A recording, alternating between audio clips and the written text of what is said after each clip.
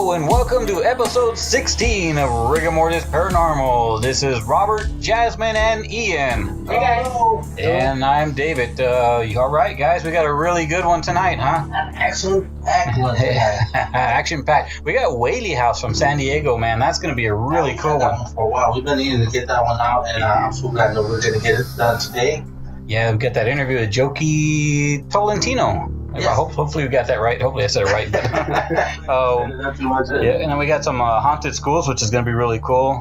Then we got sobering thoughts by Ian, which is going to. Of course, this guy is always keeping us sober, but it looks like it's only going to be Rob and I today that are going to be drinking. Because Jasmine can't drink for two. How many? That's right. Actually, I can drink for two. It's just frowned upon.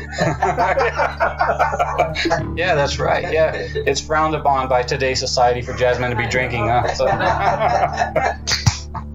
yeah, we have an awesome lineup. Yeah, which school are you going to do? Paso High. Paso High School. With the Hold on, man. Oh, really? Yeah, that was school with the one with the hidden. the photo. Yeah, I showed y'all guys. That's an awesome photo, right? You didn't show me that one. Me. I I was going to actually, that's the one I was looking at to do. Hope. my segment also included just a reference to From where? From the. Come on, man. That was Oh, hold on, really? I just pulled it off the net, Did you guys. Yeah, it was El Paso High School. That's Yeah, the one from El Paso. Yeah, that's El Paso, We should Texas. stop going for like the number one. No, you're going for the number one. Number two. Yeah, I know. I don't even know what number two was. What'd you do, Jasmine? Mine was El Paso, Alaska. Oh, that's horrible. Oh, man. Well, I yeah, gotta find a new thing. we're all gonna have to start over, man. You know what? There's a lot of them. There was a top 10, so we can do. We'll do 2 and 3 or something. I don't know, but I don't know. We'll figure something out. But anyway, well, I don't know. Well, what were you doing, Jess? What school were I you doing? plan on doing the El Paso one too. Did you really? No way. Did you really? It's interesting. Well, I'm not gonna give away too much. I'm gonna tell it right now. I'm gonna tell it right now. Just all tell it at the same time. Let's get ahead of the curve, Jess. Stay before them. It's called the Worldwide Web Palace. There's more than one I know. school. You're the one that you copied us. That's pretty sad, though, man. Okay, you know what? This is the first time we did it, and it probably should be the last time we do that.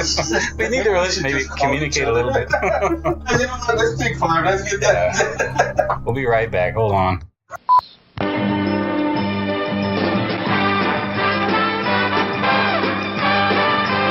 It's refreshment time, folks. And now, on with the show. All right, we got our stories together, but Let's do it.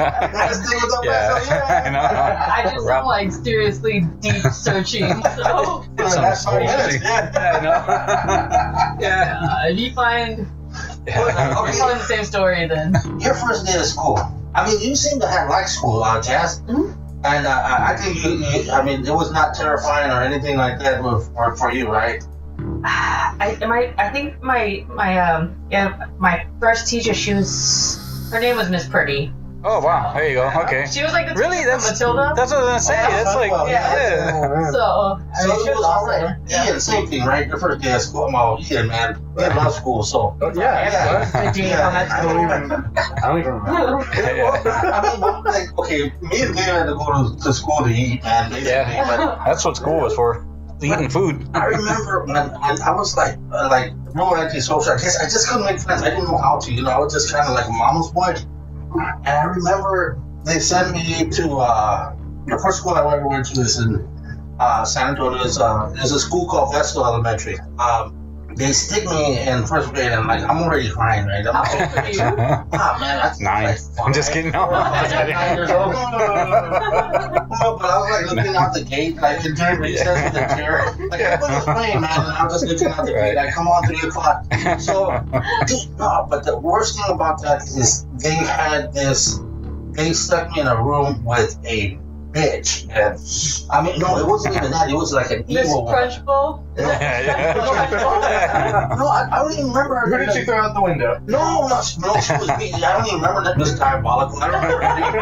She was mean, man. Okay, first of all, if you look at a witch, like, a cartoon witch, that's what she looks like. She, honestly, I swear to God, she had a marble eye. That's scary for a first grader, I guess. But the thing is, when I first got there, and I watched her change because I'm watching her, and the first day, I guess she had like a bad cataract. And okay. It was just glazed over, but like she would stare at you with that bad eye, and you were just. But the lady was fucking ugly, man, and not only that, she was ancient. Like she was old, she was a little tall. She had no bullshit. I'm not lying. She had a hunch on her back, and she walked crooked. And I'm not kidding. She dressed like a pilgrim, like the lady. Oh my god! Like, it's cool to have all that, but not to teach first grade. Yeah, I know. But she was always yelling. And then when she would bitch at you, she would close her good eye and stare at you with her glazed eye. And then, just one day, though, it was weird, man. She came back and it was a different color because it was marble. But it wasn't even a fucking eye. It was just like if she went over there and harassed the kids playing marbles. Like, I saw her coming, they can have left her marbles. She just picked through my eyes and said, but she was mean. And I remember there was this kid in front of me. There's several things that happened. This bitch was just. I'm not even getting goosebumps because I'm thinking, man, how the fuck are you gonna let a lady like this? Mind you, this is back in the 70s, but how are you gonna let a lady like this? I think she only went there just to harass kids, right? So there was a kid. Have you ever been like real tired and you put your elbow on the desk and then you have your hand up and you rest your hand inside your head inside of your hand? Okay, well, she was talking and she stops talking. And she grabs a yardstick. Man, now mind you, she had yardsticks that were like, they were never ending. And they were back then, I'm serious, I don't say back then, but I know y'all seen them. They weren't those flimsy buttercrust ones. They were those thick ones, man. Where like she wanted to good quality back then. Oh, yeah. She tested them out, banging them and stuff like that. The ugly sticks and fishing like that. Oh, yeah, that's a good one. So the kid's there, and he's like sleeping, right? And you can tell he's probably like up, but he probably stayed up late hearing his mom and dad, right? So he's sleeping, right? Anyway, so he's halfway in and out, and she's creeping up on her. This bitch for being crooked, and walking like the way she did in one eye. And the thing is, like, have you ever aimed at something and you close one eye? Well, she had her bad eye looking at him, with her tongue out, and she's stuck behind him. And I remember I sat behind him, and I wanted to warn him, but I was so scared because she raised the yardstick, like she was gonna hit him. And not only that, when she did that, she kind of like walked, like making room with her big ass, and she like pushed me out the way. Man, I'm not kidding, man. She swung down hard. And I said, man, she's gonna hit this kid, man. The kid at the last moment, he switched his hands. I guess his left hand went to numb, so he switched to the right, and as he is, man, you just see that yardstick, bah, and it broke. Man, he freaked, man. He started crying, and he sat there, man, and he just like, she was like, pay attention! And he just like, the kid was like crying, like, that shit like that don't roll, man. That's crazy. Yeah, nowadays, Did anyone spank you guys back then? Oh, yeah. Yeah. 70s was a different era, man. Yeah, compared to, look at this bad boy, titanium. Yeah. They put on the swing. But like, okay, so that happened. Then another time, there was this poor kid. I don't know if he was sick or not. And, Same teacher. Now this is 70s, man. This kid's walking with he's barefooted, man, and it was raining, and he was jumping in puddles. Well, she sees him, she throws him in the car because he's in art class. She throws him in the car. I guess he wasn't coming to school, but she saw him. She threw him in the car. Shoot. She brought him to school. Holy cow! He's sitting in the thing with no shoes, man. It was cold. He only had like a muscle t-shirt on and some like tough skins. I don't know. She dragged him to school. Whoa! And the thing is, like, his mom never looked for him because it's a 70s. Like, he's probably somewhere out there. He'll come home. So he was just, man, I felt bad, but she was a bitch, man. Wow, that's crazy. And then one day, man, it's like I said, like, we just didn't see her no more. Like, over the weekend, Monday came and we were all tense and we didn't see we had a sub, right? And we're like, all right, this is not bad, right? So we had another sub, and then eventually, the principal actually came in and told us, she was introducing us to our new teacher. It was Miss Honeywell. That's not her name, but it was a very nice lady. And we're like, because he said that she was no longer come, that she actually died. Oh, wow. Okay, she died. But like he said, she passed on as a new teacher. I guess, I don't remember that, but they did shit like that. He was telling us. So all of us were like, dude, what happened? like, how did she die? You know, to me, I thought, man, she was trying to slay a dragon or something. I heard she died peacefully in her sleep, and I was like, wow. I guess that's the way to go. God bless her. But from being that woman was just pure evil, man. She probably had a stroke. I mean, it seems like she's pretty tense, man. Yeah, just that built up rage, man. Yeah. She just had to let it go, So that's Wow, that's crazy, man. I think they tried to send me to school the next year, and I wanted to go because I wanted to eat, man. And I remember, but I remember walking to school, man. I was excited, man. I had all my, I was holding on my papers and stuff like that, and pencils, and I had the whole nine. I was ready to go to school. I remember that. They said that you were too young. Yeah, I was. Yeah, because I was born like back then school started like September 1st on the dot, or like it was always September. Sunday, yeah, you go to Sunday.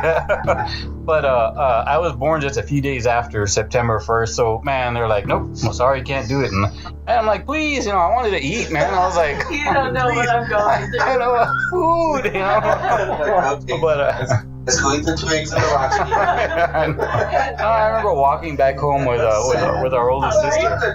Yeah. Don't tell me what that means. But bro, I was gonna say my generation didn't have to deal with like beatings or anything like that, but I hate to put it that way. But that's pretty true. Accurate. Yeah. I ain't putting it that way, but we didn't have to deal with that. We had an overall more cushy lifestyle. Electricity. I did see one similar experience to the first story you told about how she was gonna hit him. Not it wasn't involving a teacher who was gonna hit their student, but he was a student was falling asleep, and what they did was they got I think 3 or 4 textbooks, put them in a stack, carried it over right next to their head on the desk, and just lifted just a little bit above the desk and dropped it. And man, that was like an explosion of sound right next to the head. The kid, man, I don't know farted in there. He wet himself a little. I don't know for sure, but he was walking a little awkward after that. I would take that any day. That stick. I know, right?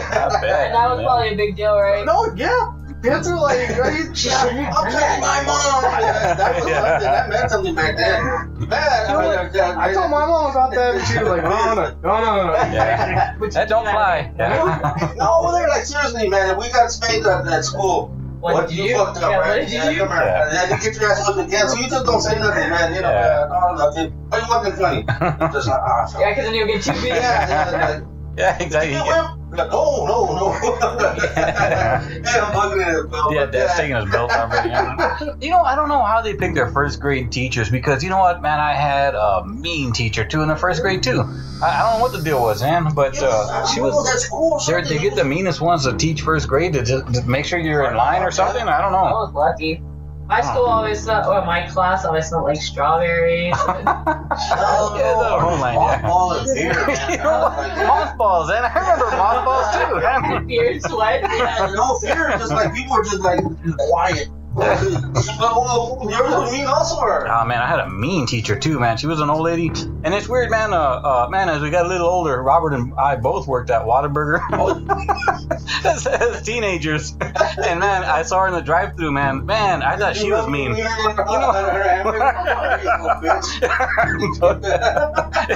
want a hamburger, huh? Oh, I got something for you. It wasn't sure. You're working at Whataburger. Put that patty in my ass back and chance the blunts and put them back in there.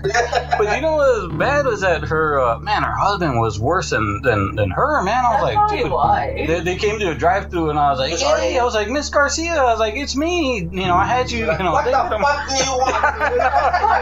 Where's my order? God damn it!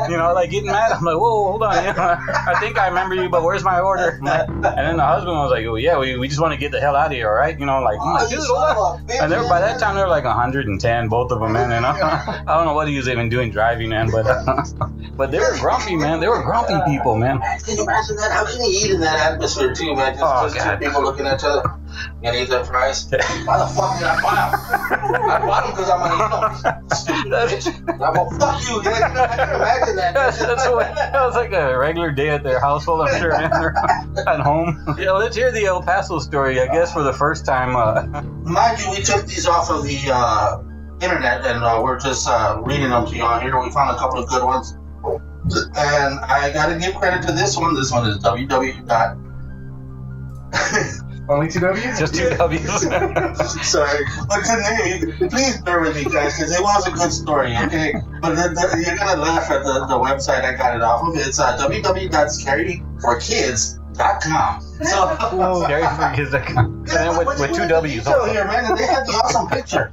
Okay, El Paso High School is one of the oldest operating high schools in El Paso, Texas. As the story goes, there is a hallway on the 4th floor of the high school that has been closed off to the public for decades. Reports state that this hallway is covered in mist and fog every single day. And there seems to be an unusual sticky gooey substance dripping from the ceiling. At the end of the hallway, there is a staircase that leads to a balcony, which has also been sealed off. The unusual activity is said to have started after a tragic incident that happened nearly 35 years ago. There was a young girl who was a cheerleader in El Paso High. She was dating a guy on the football team. Okay, here we go. Yeah. When he dumped her, she became distraught and depressed. In a final act of desperation, they said she sliced her wrist open and then threw herself off the balcony, plunging to her death. Ever since then, some people claim to have seen the ghostly image of a young woman standing on the balcony, waving to them. Others say they witnessed a ghost jumping from the balcony and disappear right before she hits the ground. The sounds of sobbing have been heard coming from the hallway, even though nobody is there. A few people have spotted a ghostly woman crying. The sound of sobbing have been heard coming from the hallways. Even though nobody is there, and a few people have spotted a ghostly girl crying or lonely in the hallway. The rumor and legend about El Paso High being haunted have persisted for decades. There is also a trophy case just inside the original front entrance of the high school. It contains a class photo that was taken in 1985. Everyone in the photo shows up clear and distinct, except for one figure of a young lady whose features are fuzzy and blurred. Okay, if you go on this website and you look that up, that is kind of a cool picture. Yeah, it is. So just look up El Paso High School hauntings, and they'll have it. That's one of the first ones that they have on there. The other kids in the photo claim that there was no girl standing there when the picture was taken, and nobody knows the identity of the young girl. About 15 years ago, a few teachers and students were trapped in the school by a snowstorm. Having nothing else to do, they decided to explore the school, starting with the tunnels in the basement. They crawled through a small opening and eventually came to a brick wall that blocked the tunnels. The bricks were old and the cement between them was crumbling. Curious, one of the teachers pushed on the bricks until some of them gave way, revealing a large, dark cavity. When they shone a flashlight through the hole, they realized that it was an old classroom that had been sealed off. The unusual discovery surprised everyone. The classroom was very small and contained antique desks, old textbooks, and even notebooks containing students' writings. Everything was covered in a thick layer of dust, and nobody could explain why the classroom had been suddenly abandoned, with everything left in place, and why none of the students had returned to take their personal items. One teacher picked up a dusty old notebook that was lying open on a desk. Flipping through it, he realized it was a diary that had belonged to a young girl. She had written pages and pages about her love for one boy in the school. There were little doodles of hearts, flowers, and tears throughout. The final page in the notebook contained a chilling suicide note. Excuse me. A few years ago, a teacher stayed after school to finish some homework. By the time he was getting ready to leave, it was almost 11 p.m. He approached the exit and saw someone standing in the pool of dim red light casted by the exit sign. It was a young lady wearing a blue dress. Thinking it was one of the students, he asked her what she was doing there and told her to go home. The girl turned and looked directly at him, her face bearing an expression of unbelievable sadness. As he walked towards her, he noticed that she was not standing on the floor, but rather hovering in mid-air. She began to fade away, gliding back into the darkness of the hallway before she disappeared completely. And that's that story.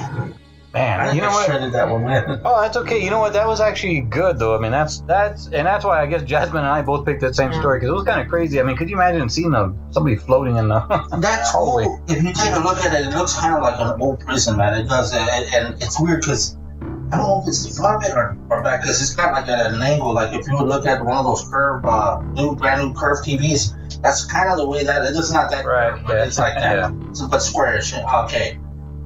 It's got like the football field right in between. Like it's weird, like right in front of it or in back of it. And I was looking at another picture from that, another haunted one, and I gotta show you all that one in a minute. And it's two guys. They're like talking to each other, but it's at night. It's like a football game, obviously, because they have the lights on in the field. But they're standing in the stands, and somebody's taking a picture. Like if you're on the bleachers and you're looking down and towards the field, and the lights are on, but you can see like them standing, but there's not that much light right there.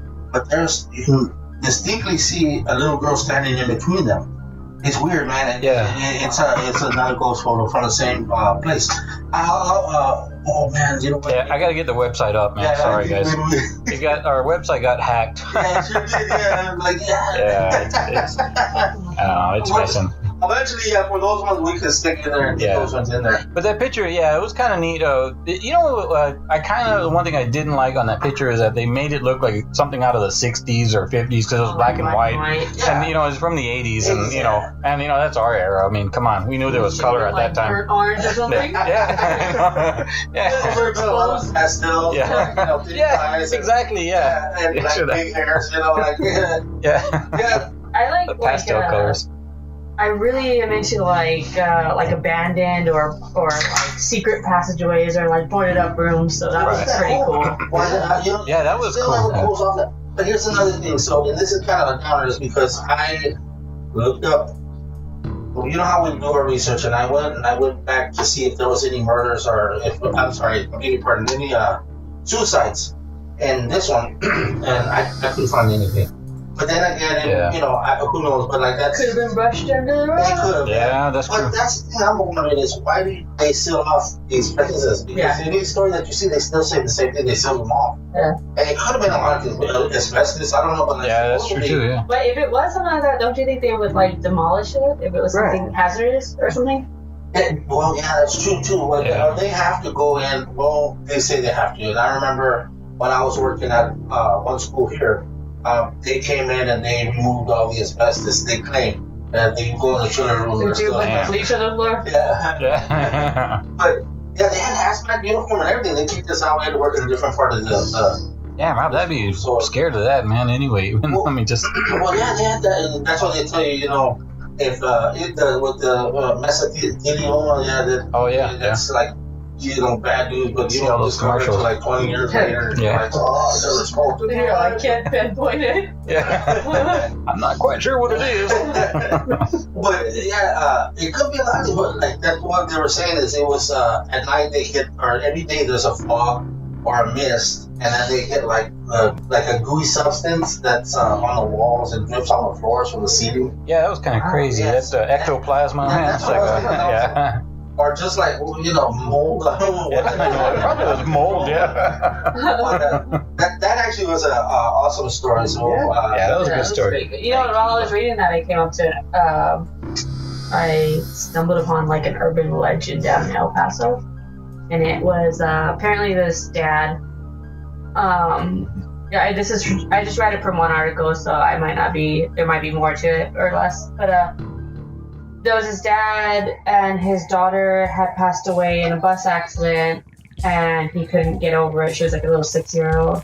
He couldn't get over it, so he went to the bus and he like I don't know, but I think it said like took it apart and like piece by piece brought it back to the desert where he was living in a cabin, and he put it together, but like under the house, like a basement, like in the basement. Yeah. So it was like a basement bus, and I guess he was just like it was getting to him, so he stopped to.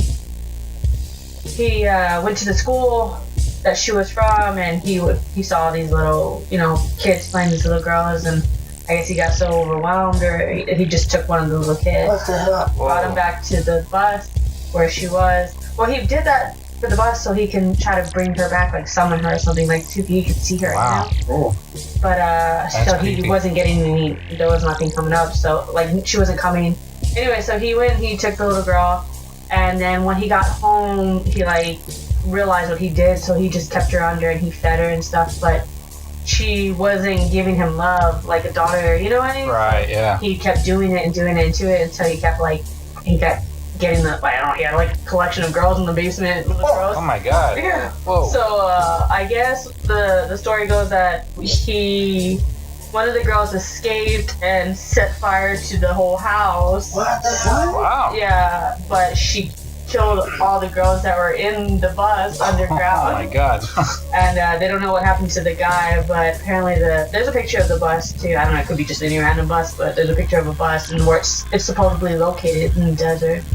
And Wow. yeah, it's pretty cool. It's like, What in the world? Where'd you find? What was that? What movie was this? No, but yeah, I jumped it off. That's crazy. That's some crazy It stuff, turns man. out when I had looked up when I saw that, it was also something that was there.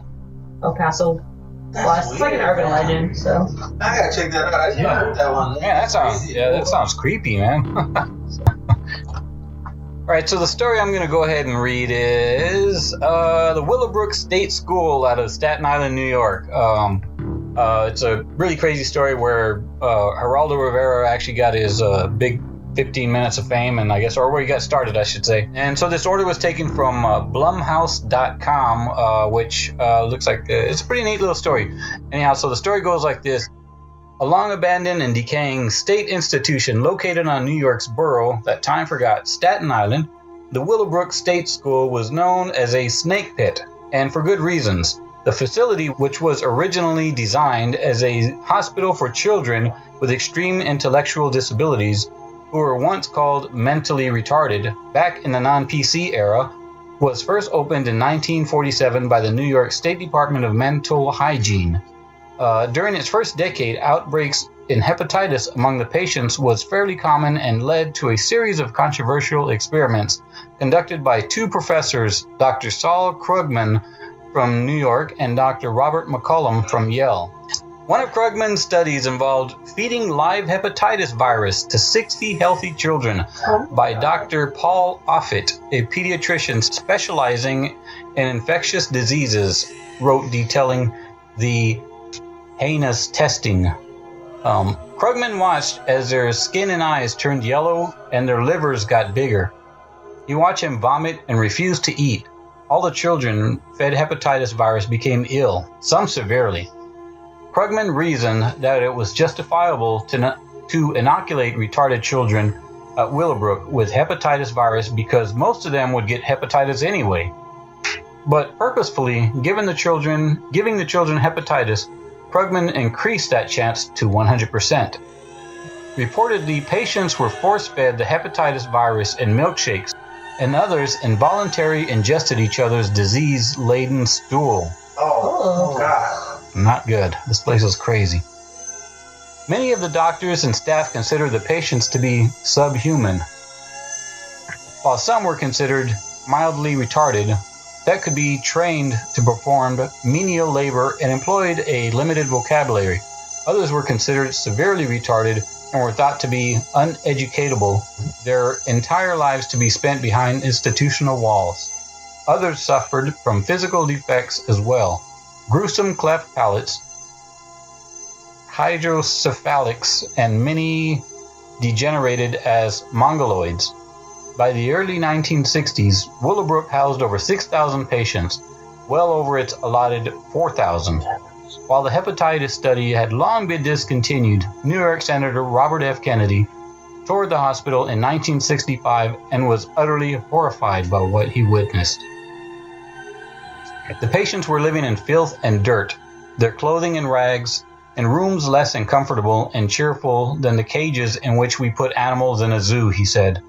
Many ran through the murky halls partially clad of naked and covered in filth.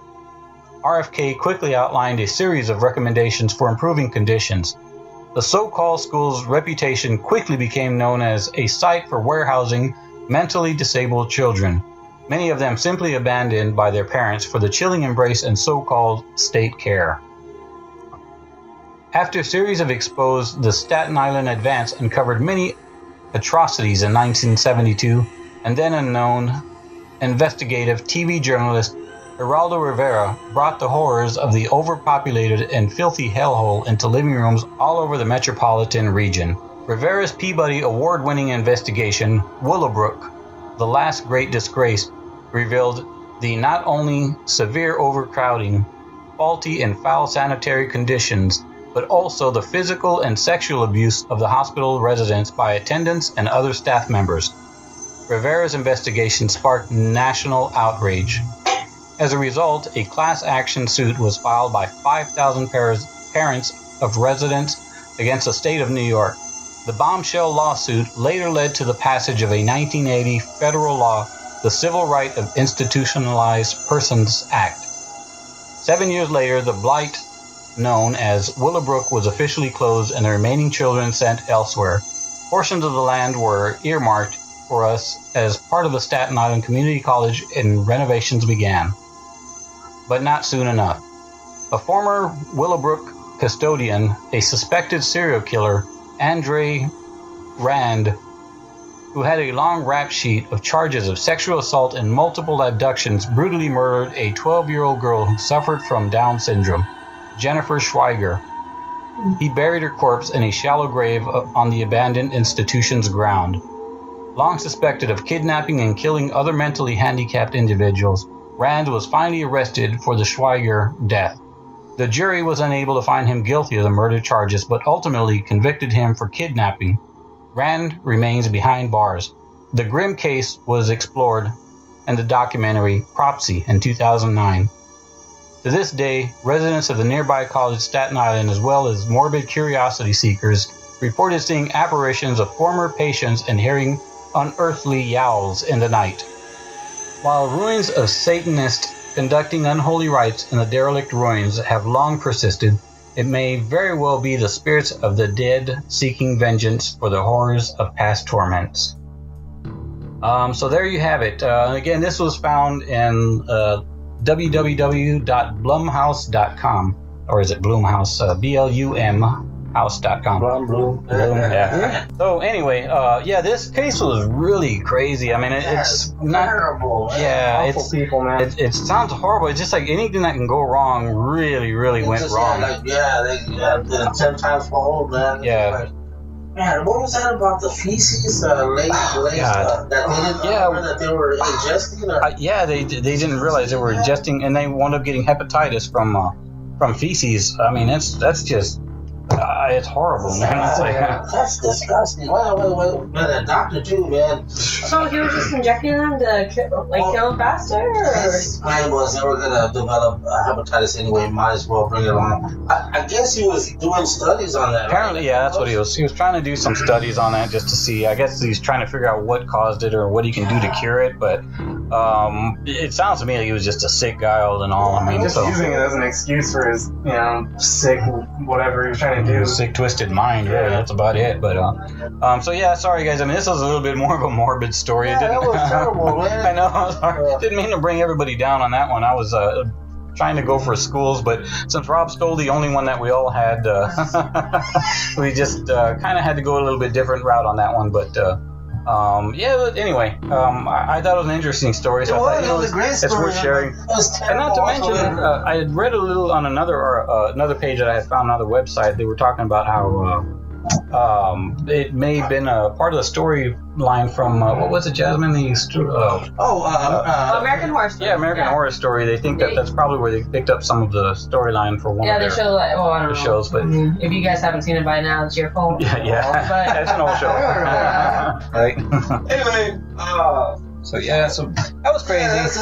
you know what? I need a beer, man. You need a beer? Yeah, I can use a beer. Yeah, You know that what? was terrible, man. I'm gonna hit the pause button here real quick. So I know that was Sniff a bad. beer.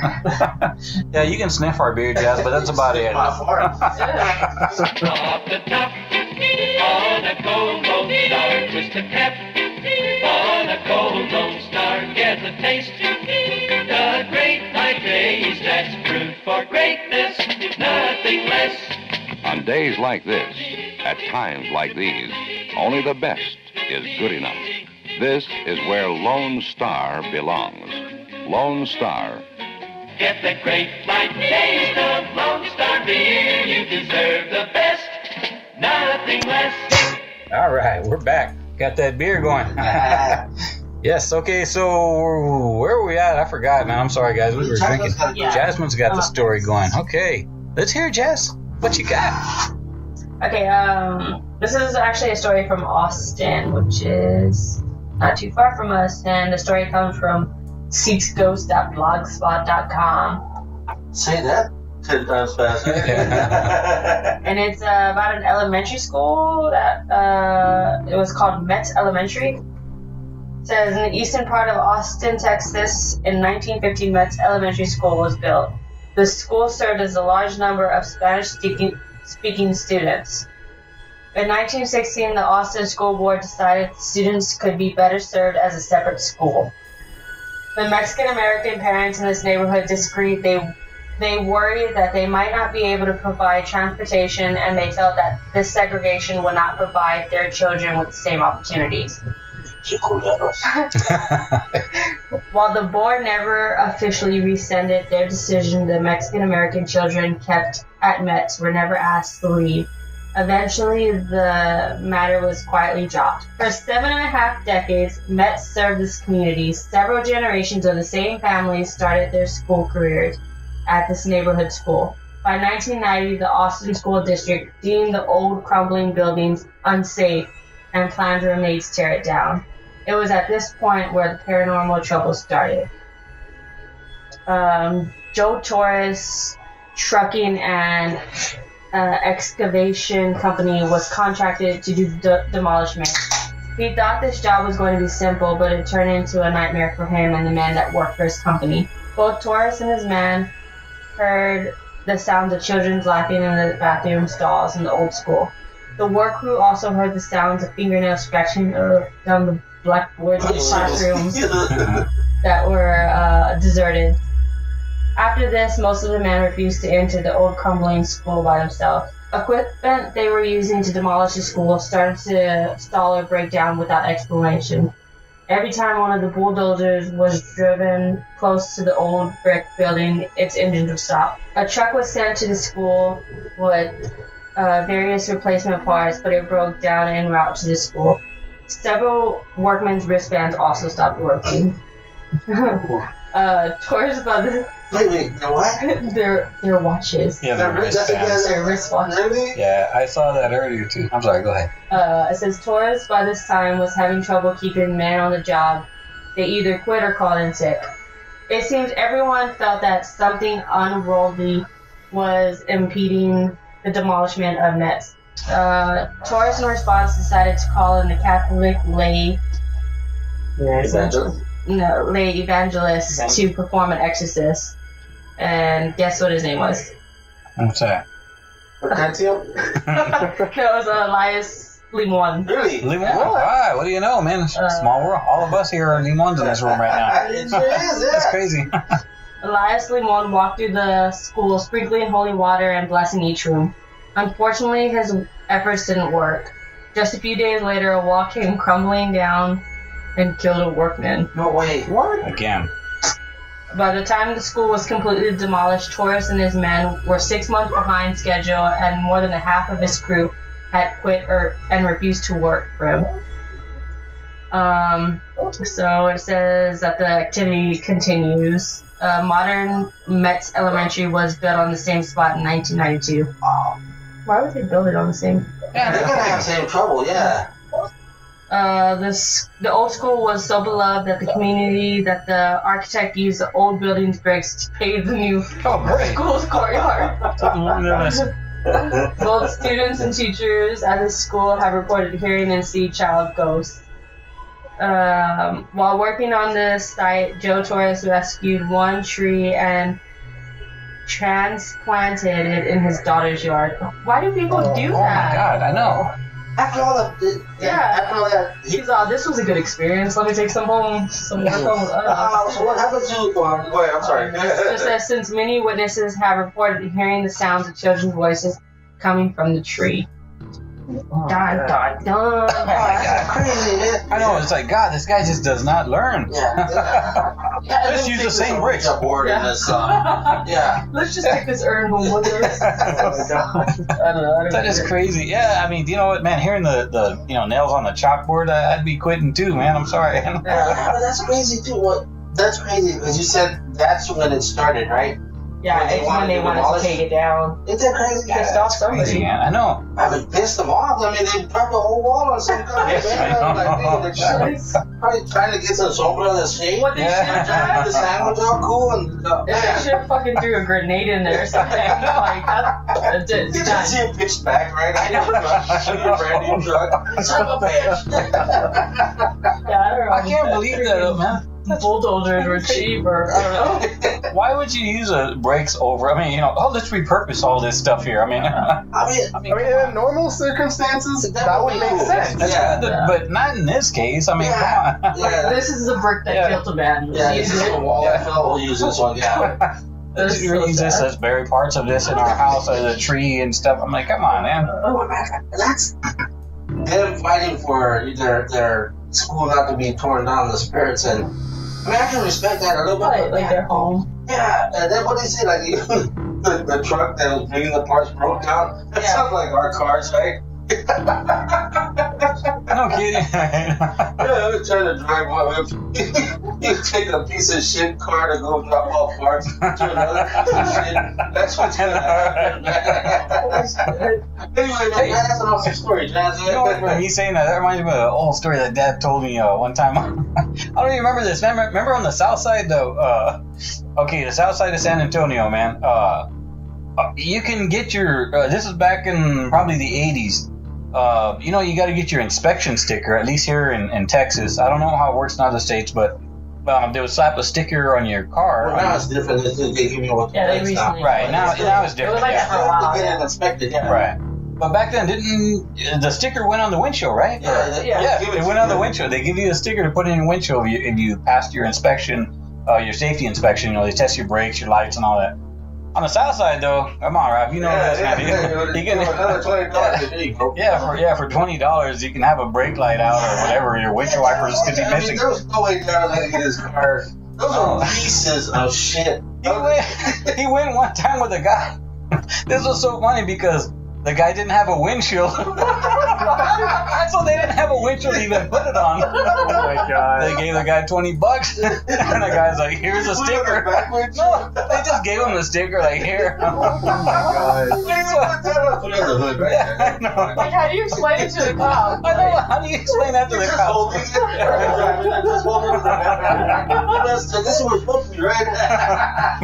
Oh my God. And those are some good times way back in the 70s, then. But I'm sorry, I totally switched gears there. But you're talking about jockey cars, man. Yeah, that's you. You're up, brother. Okay. What do you got in the sobering corner? Yeah. Ian Sober Corner. Or what was it? Sober Corner? Sobering thought. I guess. But yeah, so I guess, for the sobering thoughts, it's not really going to have one, specific standard I set it to. It's just going to be, interesting stuff that'll hopefully sober you guys up a little bit. Oh, really? Ian came up with this because he was tired of his dad coming home drunk. No problem, man. I'm so sick of this dad. Good. See, this is actually part of me teaching him. These are life lessons for him. This is what you don't do, mijo. What not to be.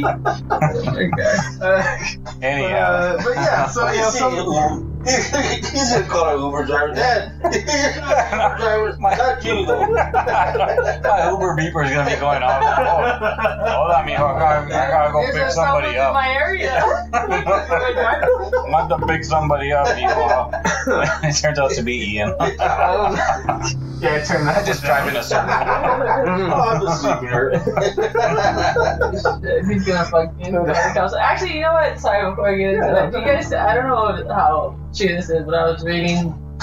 But it must be true because it's on Facebook. Oh, there you go. Oh, dude, there's no fake news there. I was reading actually like the husband was going through his wife's purse and he found like a little baggie of something. I don't remember what was in there, but he ended up calling the cops and telling the cop it wasn't. He thought it was weed, so he called the cops on his wife. I smell pot. I was like, I would fucking. Me and Kory would be done first. Like, why couldn't he go talk to her? You know, like, hey, and then she was snitch. That's what it was. He was mad because she was holding it out. Not the drug. I don't know. Actually, that reminds me of this one's not like anything bad. It's just like it's a cute story. Apparently like this little girl told her teacher that her dad had a bunch of weed. Oh, yeah. And the dad, I think he's like a comedian or something. I don't know, but he records her and he's like, okay, so what did you tell your teacher today? And apparently the teacher pulled him aside and said what the daughter told him. And well, so he's recording everything just so everyone will know exactly what she means. So she said, yeah, you have a lot of weed. And he said, well, okay, could you show me where it's at? And she's like, yeah, weed is bad, Daddy, and this is, just telling him off the whole time. And so he follows her outside into the backyard and points at a bunch of weeds sticking out of the ground. Oh, that's crazy. Like the weeds that grew in our backyard when we were kids. Oops, did I say that out loud? Start smoking that pissed off cilantro. No. I talked about that one. There was and I knew it was that one, because I didn't see on that one. But there was a packet. Oh, man, when they stole that sucker, oh my God. Yeah, they did, man. Oh, my dad had about a 4-foot plant. Oh, yeah. That was freaking hairy as hell. Yeah. It was a pride and joy, man. Yeah, it was like that. Yeah, that's the only thing that don't come out. The house look like shit. All hot. But them clippings on those things are good. Oh man, one day that thing went missing. Oh my God. Forget about it, man. Y'all know about it? Like, no, we didn't touch it. I promise we didn't. No, we didn't touch that. That one. That was Are you sure? Your dad can't hear you now. You can say it. They probably get pissed off about that. But anyway. Yeah. So Ian's got some stories in it. He's got something to, not a story, but something to sober us up here. Hopefully, yeah. But as I was saying before, though, it's like just. It's not gonna all be the same stuff. Just sometimes it might be a story. Maybe it'll be like a little thought experiment here or there. Just something to engage your guys' minds and hopefully hey, all right, a little bit so. The last one, the Mandela effect was awesome, man. Yeah, that was cool. That kind of like was a launching point for this. Anyways, moving past that though, new beginnings. Today's topic is going to be about something called morphic resonance. Today's topic is also pseudoscience.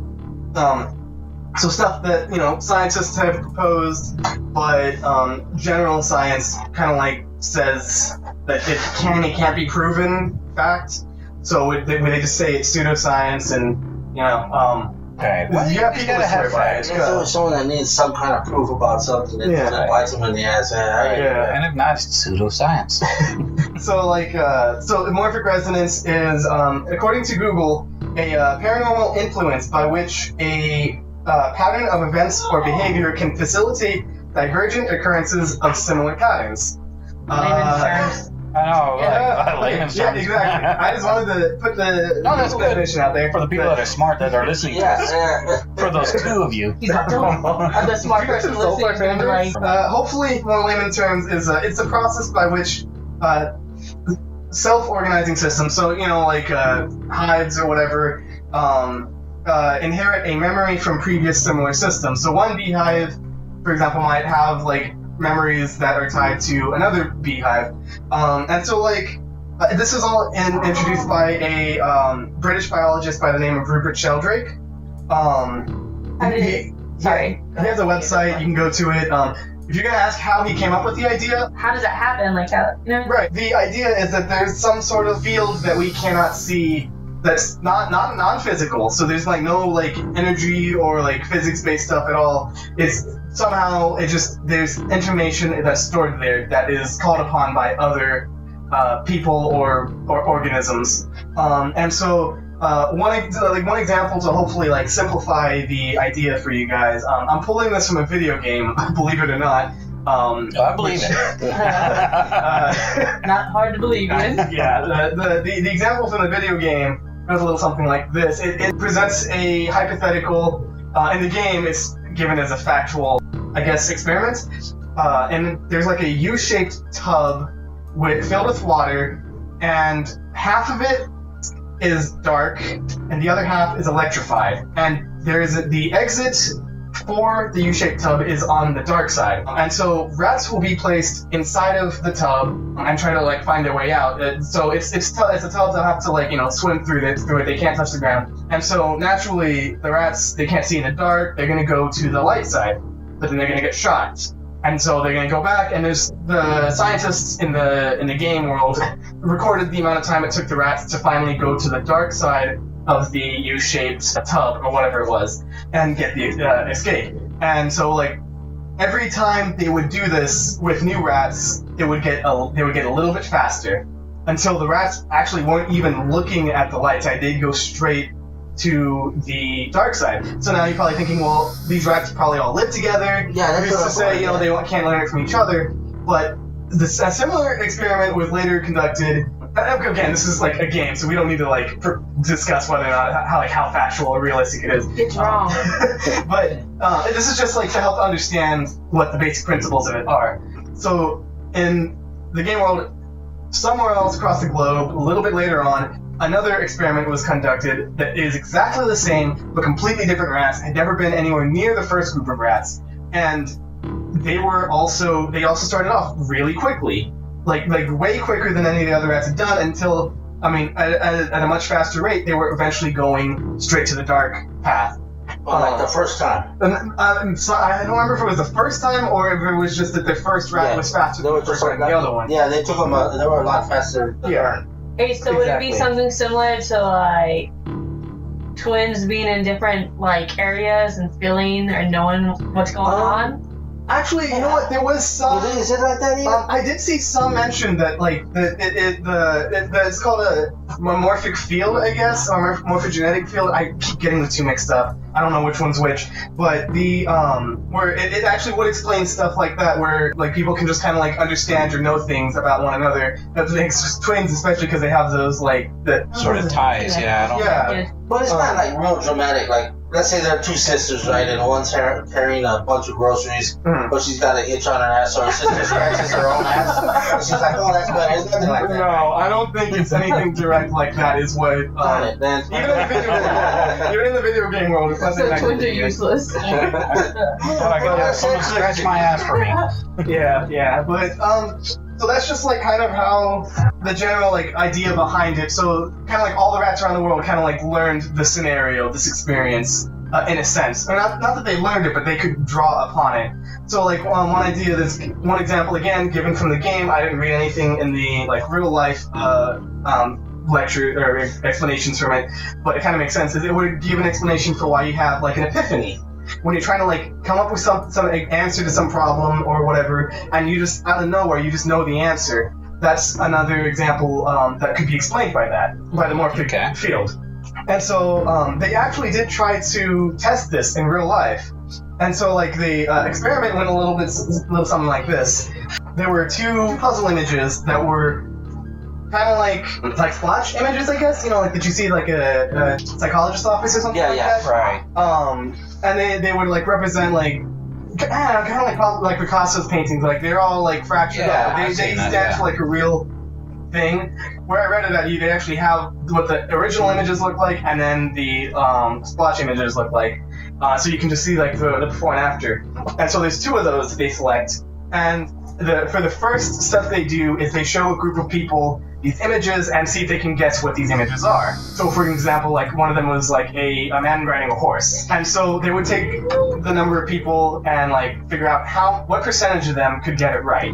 And so after that, they'd have all the data collected. They would run a television, I guess, I don't know, promotion or some kind of... They would show the puzzle on the television and show the answer for only one of the two images.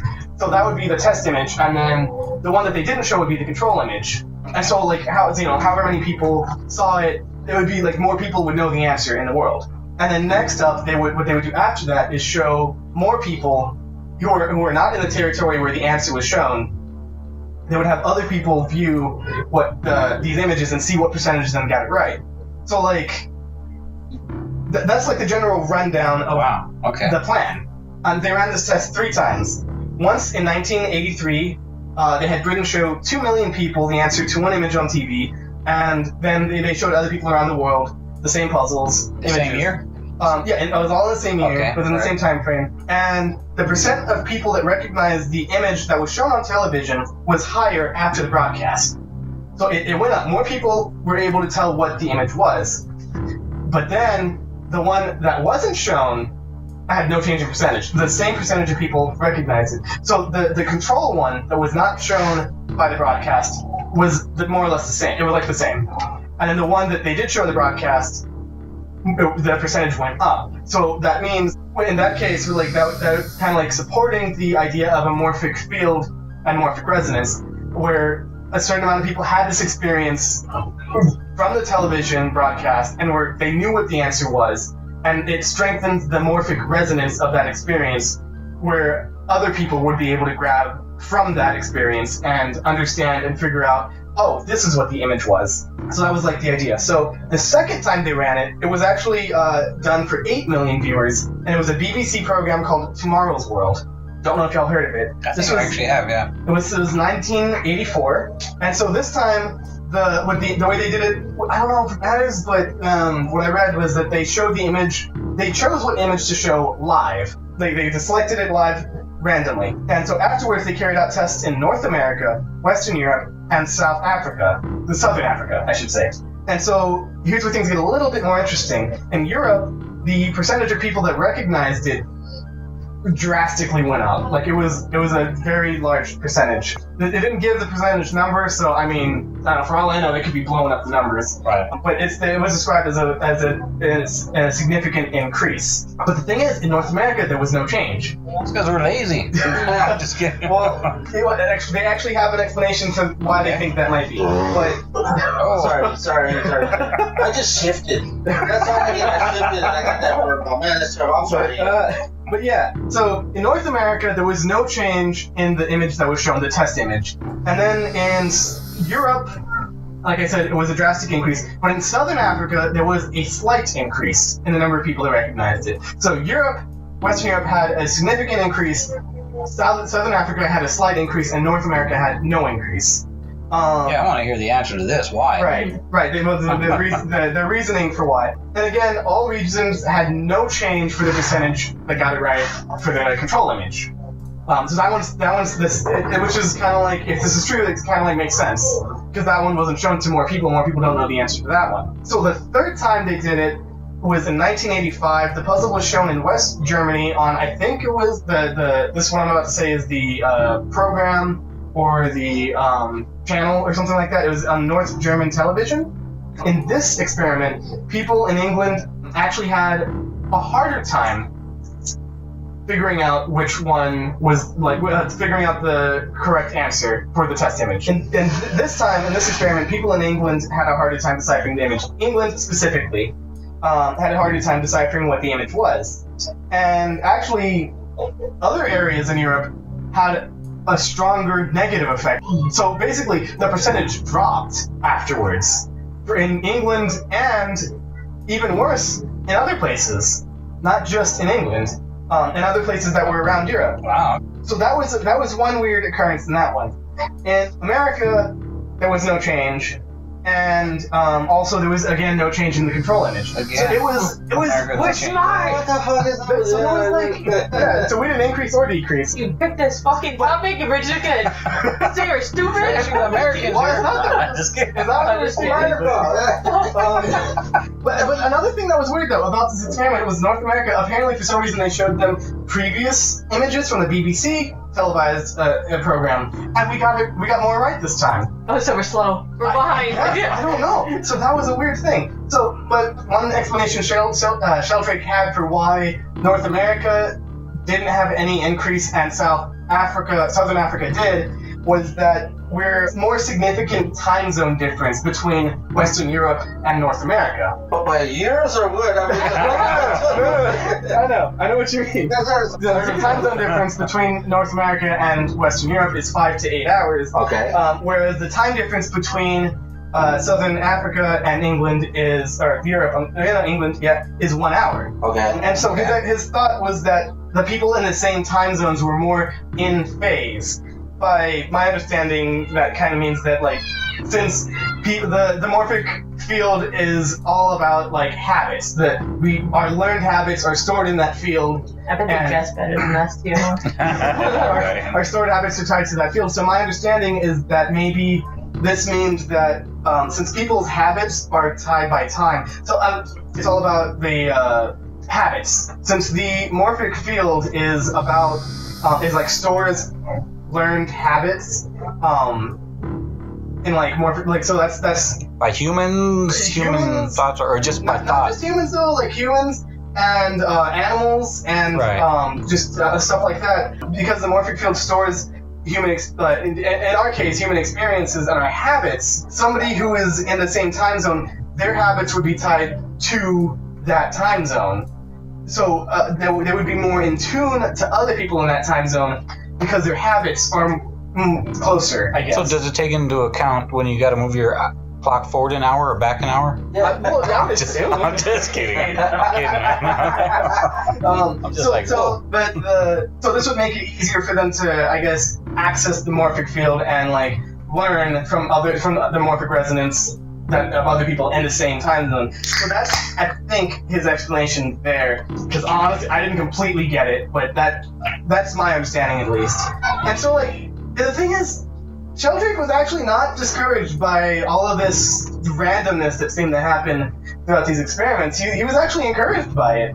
He said since there was an effect in each experiment, so that in itself was kind of like a victory. Yeah, right. To prove it. And so even though the results were more complex than expected, it's like, well, something happened. So right, that's true. Something we did affected something. So, this is probably good evidence that something like that exists. Maybe not in the capacity I expect it to be in. Yeah, I mean, dude, that's like crazy stuff. That's like science that we haven't gotten to yet. I mean, what about reality? Right. I'm just kidding. Everything I said about the TV experiments, that was actually done in reality. Wow, that's awesome, man.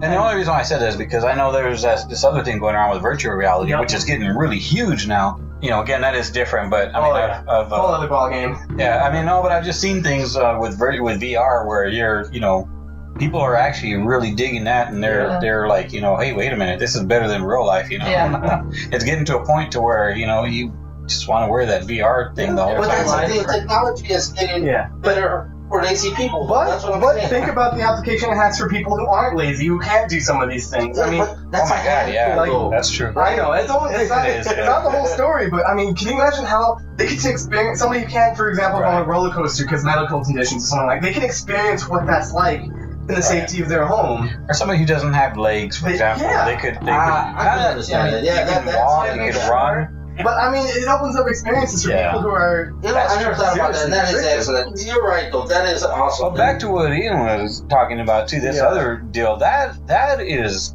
crazy, because what if we're sending signals, to somebody across the world? I mean, or just just our mentality. I don't even know what I'm talking right, but I'm. You know what I mean? But it's just like the idea is that the more people experience the same thing, the more other people have essentially access to that experience and can learn from it. Right. And maybe not on a surface level, and like their brain will know what they're doing, but like they'll like instinctually will be able to react. And, you know, maybe there's some truth to that also. I mean, when you look at, 20 years ago today, I mean, where were we and where are we now? How much have we progressed in 20 years?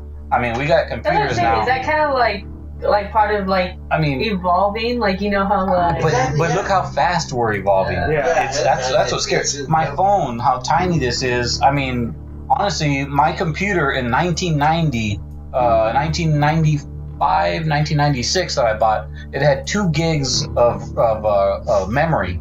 Hard drive space, and that was top of the line. And my phone, my phone right now has 64 gigs. I mean, this is ridiculous. I mean, it was huge. That thing was huge. Yeah, and it had the CRT monitor, the big sucker, and had a floppy disk, and that's bad. But it's weird though, when you think about how far we've come. But is that part of it, or is our brain actually starting to progress so fast too? I mean. Maybe we're using 11% instead of 10%. That's what I was about to say. Maybe we're not no more 10%. It's like 12 or they want to turn into Lucy. Yeah. Well, didn't I hear somewhere that's actually a bogus number? I don't know. Yeah, no, I heard that too. And I don't know for sure either. I heard that too. I heard that's a bunk number, but then I saw that movie Lucy, and man, she got 200% and exploded. Spoilers. Yeah. Oh, sorry. Man, that's awesome. That was pretty good. That was good. That blew my mind. Yeah, I had to pop boom in another beer right quick because I was like, that really sobered me up. And now for the highlight of the night, we got with a Whaley House we got an interview with Jokie Tolentino from the Whaley House. Now, originally we were supposed to do the Jane Adam Hull House, but technical difficulties. We will get it right. We apologize for that. We were really trying to get it out there, but. Be the next episode. Yeah, we'll get it out there. So, anyway, Whaley House. Check this out. This is a really Whaley House. I mean, come on, man. That's like top of the line stuff, man. I don't know how we got that, but a bunch of drunk guys calling. Oh, I guess we just called. Robert called him, man. Yeah, kept harassing. Jokie was awesome, man. She gave a great interview and very informative.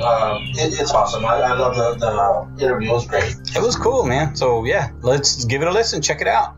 My name is Jokie Tolentino. I'm the Director of Museum Services for the Whaley House Museum. And that house we've seen before on several episodes. I think the one that I caught it on, which caught my eye, and us all, was the one that y'all had on My Ghost Stories. Was there any other television shows, paranormal ones that you come out on, or any other like podcasts or anything? Our rivals? No. I'll be very honest. Which one haven't we been on? Really? Yeah. That's what I thought, I think probably one of the first biggest paranormal shows that we've been on is Ghost Adventures, but we're on I think it's Travel Channel's Most Terrifying Places 2. Yes.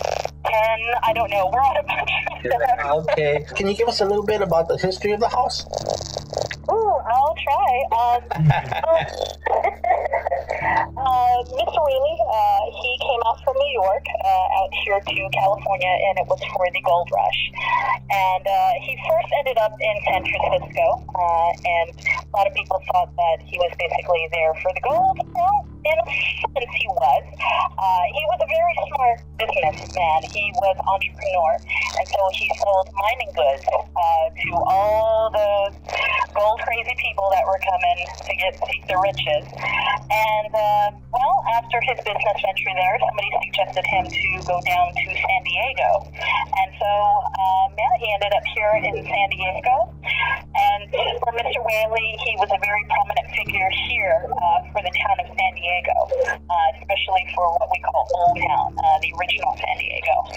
And from there, his home and business mainly was out of the place that we have called the Whaley House right now. They did at times move back to San Francisco, back to the Whaley House here in San Diego. They also at one point moved to downtown San Diego, but somehow they always ended up back at this particular house.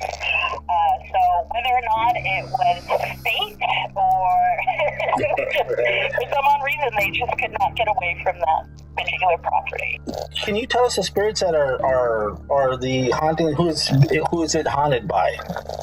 So how long is this interview you going to be? Because that's a It's as long as you want it, yeah. Yeah, it's up to you. Yeah. Well, quite honestly, many paranormalists, psychic sensitives, they do believe that the core family is there. And that would be Mr. and Mrs. Whaley. They did have 6 children as well, and they believe that the majority of the children still, at least their energy is still there. But a lot of people don't realize that used to be pretty much at one point kind of like a place where people they did business, and there was a theater in there, and they had court in there as well. So it was almost like a little town center, but not exactly in the center of town, which actually hurt Mr. Whaley's business a bit, just because he had purchased the plot of land that used to be the site of the town gallows, which was on the outskirts of the main town of San Diego. And with the reputation of that land, probably not a whole lot of people wanted to venture out that way. And his thought process was, being an entrepreneur, was that, the town of San Diego is growing. It looks like it's growing south from, where San Diego, or at least the old town part, was at. And it kind of skipped over him, and suddenly downtown developed. So he was still a little bit on the outskirts when a lot of San Diego was kind of booming. But still, people knew who he was. They knew his business. They knew his family. And so he's very connected here to Old Town San Diego. And so a lot of paranormalists and psychics do believe that there's also a lot of townspeople that have a connection with the property. But when it comes to the ghosts, people do believe, and I believe myself, that the core family is still there. I believe Mr. Whaley is still watching over his business, and I say watching over his business, not his home, because that's really what he considered that building was his business. And there's Mrs. Whaley, who I believe personally to be the most prominent spirit there. Out of all the children, and even with Mr. Whaley, he would be out in business, and he would come back home, and the children, they would marry, move away, some of them moved back, but she was always there, almost like she is the heart of the house. And that, again, is my personal opinion. Yeah, they do have their children, but also, I believe, remain there as well. 2 of their 6 children passed away before their time. Thomas Whaley Jr., he died of scarlet fever, and he was only a year and a half old. It was very traumatic for the family, where they had to move away, and finally they moved back. And they also had their daughter Violet, which many people connect with, and she is the one that took her own life at the age of 22. I also read about another spirit that his name was Yankee Jim. Oh, very much. Because I knew. Well, what I like to say is that we like to call the phenomenon Yankee Jim phenomenon. Oh, okay. And that's because it does have to do with the executions that took place before the house was built. And the reason why we call it Yankee Jim phenomenon is because his execution was very notorious. At least many people had remembered the situation with the Yankee Jim. We actually don't know his true background. We do know he came out of the Stockton area, which is pretty much northern California, and was already a wanted man before he got to San Diego. And he was caught and found guilty of attempted grand larceny. He had stolen a boat, and presumably he was trying to steal a bigger boat, rowing out to it. And the legend goes is that when he was executed, he was supposedly too tall for the gallows. And so instead of dying instantly with his neck breaking, supposedly he hanged there for quite a while. Now, again, that's a legend, but either way, the execution worked. And Mr. Whaley was a witness to that execution. And not only that, his future business partner, which is Philip Crossway, happened to be the executioner. And they didn't get you executed for attempted robbery. He was apparently wanted for horse thievery and supposedly murder, but horse thievery we do know. Also, have you had any personal experiences there?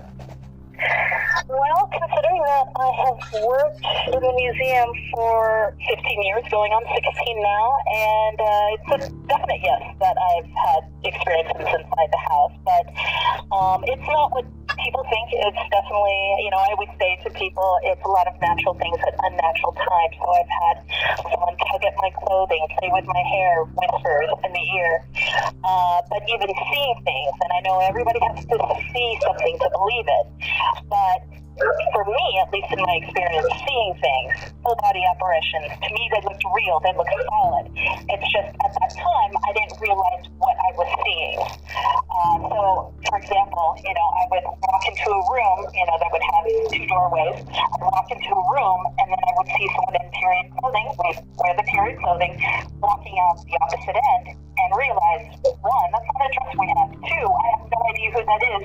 3, I'm working with all males at the time. So, it's just some little things like that. I'm not going to say that they're little. They definitely add up.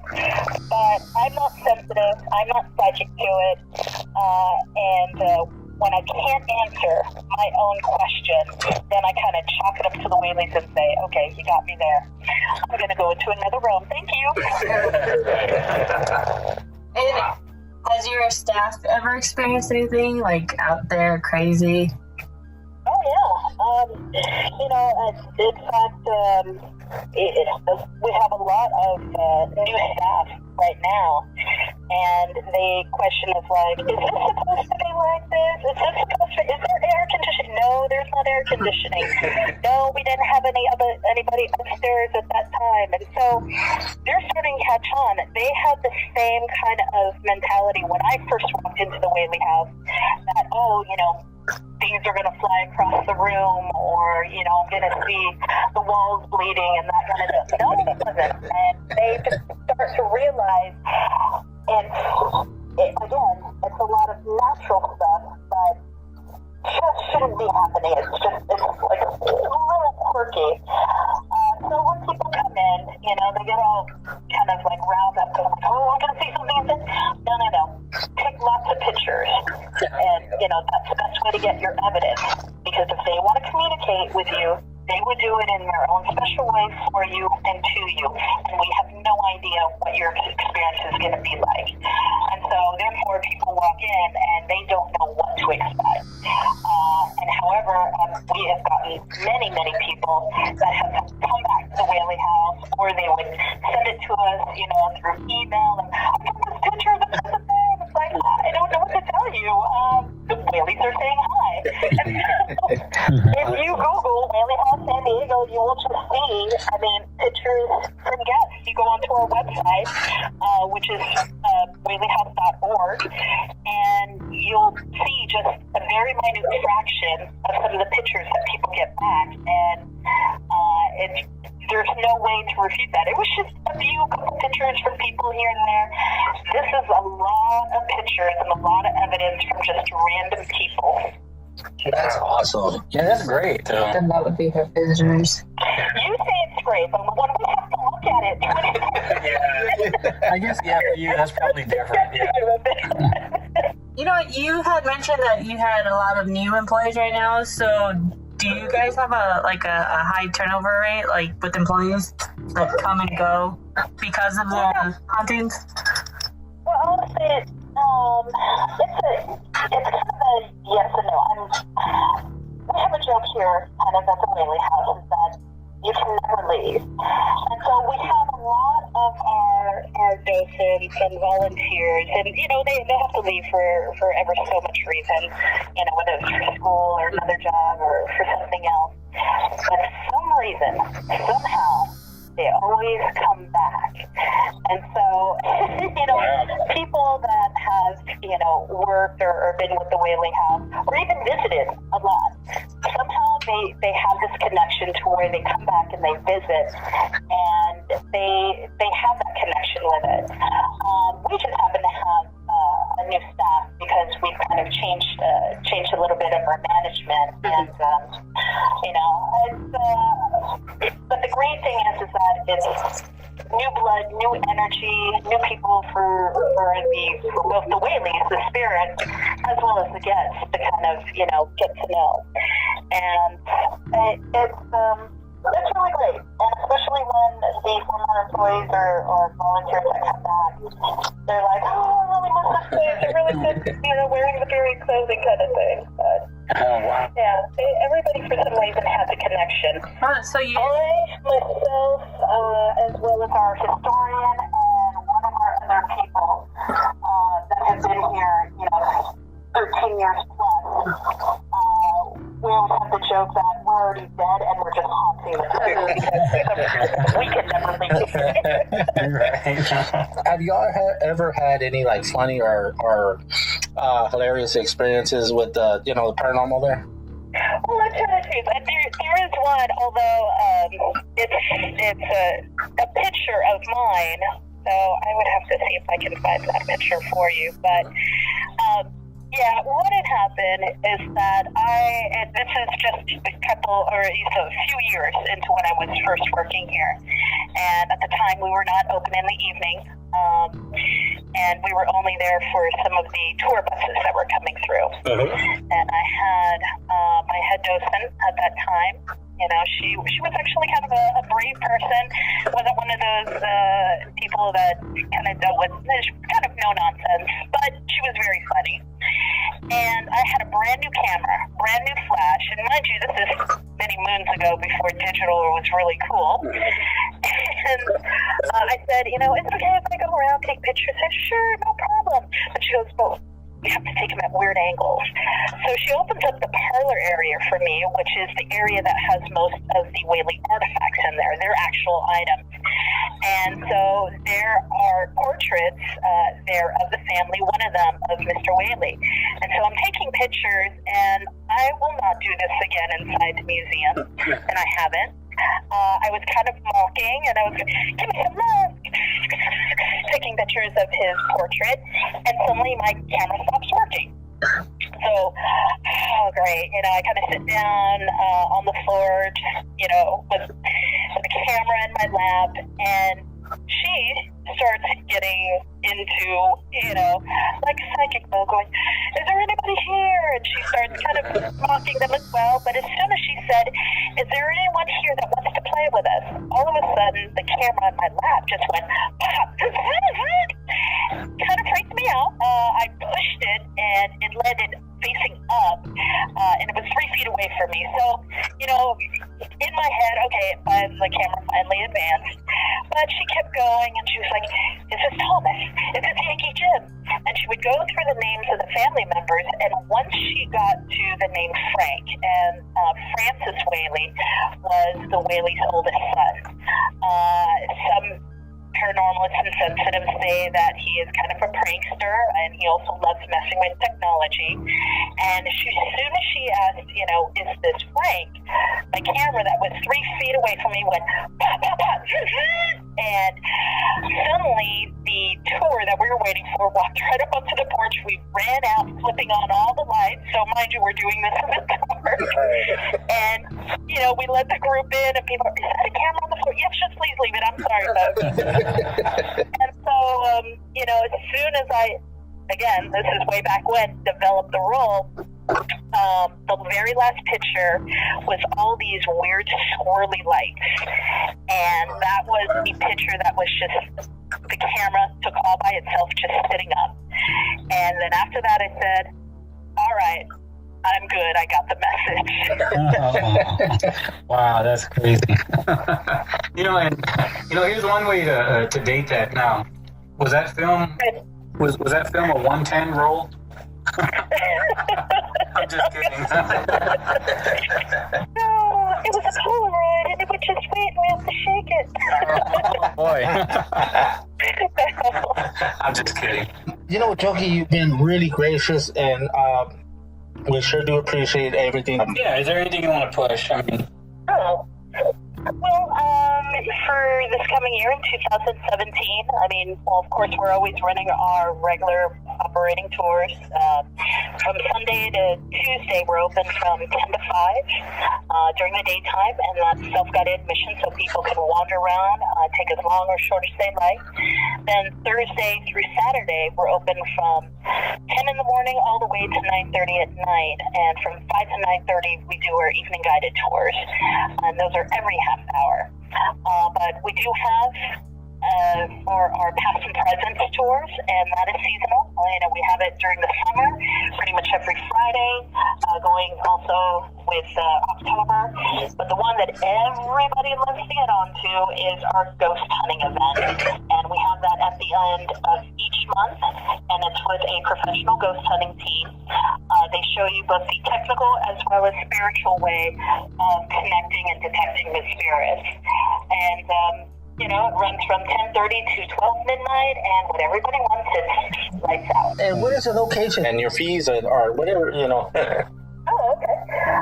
Our fees for the regular daytime is $8 for adults, $6 for seniors that are over 65 and older, $6 for kids that are 6 to 12. For evening guided tours that are Thursday through Saturday, it is 13, which is always a lucky number for us. 13 for adults, 8 for seniors, and 8 for kids. Our past and present tour is you're going to get 25. And the ghost hunting event is 50. So, every so now and then we sometimes do things for especially like Friday the 13th. No special rate, but sometimes people get little special things on Friday the 13th. So, anything from the house could be tours in the dark to some random people may actually get death certificates, and we go through a whole ceremony for that. Wow. The website for the Whaley House is www.whaleyhouse.org, so not .com, that's something else. Whaleyhouse.org. We're also all over social media, and the Whaleys do their own social media. They have nothing else to do in the afterlife. So, of course, we're on Facebook, we're on Twitter, and Instagram, Snapchat. Many more. Jokie, it's been a pleasure, and we had a really good time. Thank you guys very much. So just keep in touch. Okay, thank you so much. Thank you very, very much. Yeah. Bye bye. All right. Crazy night. I'm telling you, man. Yeah, Jokie was a really, really good. She was a gracious host, man. Super nice lady. Oh yeah, definitely. Man, that's an awesome house, man. I like the story about the Yankee gym there. Yeah, that was crazy, man. They say that for stealing horses, man. I mean, that's your punishment. It wasn't even proven though. That's the hard part, man. Yeah, But it was like, we think he stole horses. Let's hang him. All right. And then he just hung there for a while. He didn't even snap his neck or nothing. He just that's terrible. He died eventually though, but man, poor guy. Yeah, they said the senior Whaley, the Mr. Whaley witnessed it. Whaley. Oh my God, Rob, what's wrong with you? Whaley. It's all the beer. Why is that, man? It's the beer. Yeah. If you would hear every pop that we had, I got about 12 sitting here next to me. Those are mine. Mr. Whaley witnessed it, and his business partner was the executioner. Oh, man, I know. Yeah, I know. Yeah, that's a match made in heaven. I'm telling you, man. I tell you, Whaley House is one of the most. Yeah, it's a really, really well-known haunted place. So that was awesome that you were able to get that interview. Yeah, that was so cool. And she was nice too. Yeah, knowing that we drink heavy and stuff, and she's still willing to interview with us. But I know. Yeah, afterwards she's gonna be like, please take that down. I agree. Yeah, I didn't know you guys were a bunch of winos, but she was great. No, she was great. She was great. Well, we just been so lucky. I mean, and I think most of these guys are just like us, that they want to tell their story. Yeah. Of of what happened to them, because you hear a lot of horse shit that people don't believe. That's Yeah, right. we've seen Somebody what we've who seen. really appreciates the paranormal. Yeah. They like to share it. Like, Right, and that's the other thing too. I think we've talked to some people, and they get kind of they get a little upset when people try to twist it and turn it, and they're like, Yeah, well, hold on, this is let's what turn it off, and let's turn it on. Let's make this excess noise in the background, and Yeah. for TV shows or Yeah. what have you. Hey, we're down to earth, We just come and straight up, man. and I think that's what they like about what we're doing here too. Man. Exactly. So they're excited. I enjoy all these stories, but Oh yeah. I enjoy these stories, but we want to hear your stories. No. David, if you ask me that damn A phone number? I know. Let's see. 210-901-8666. And you don't want to email us because why? Our website is. Well, you know what? You can email us. No, I'm sorry. You can email us, but don't visit our website because our website has been hacked.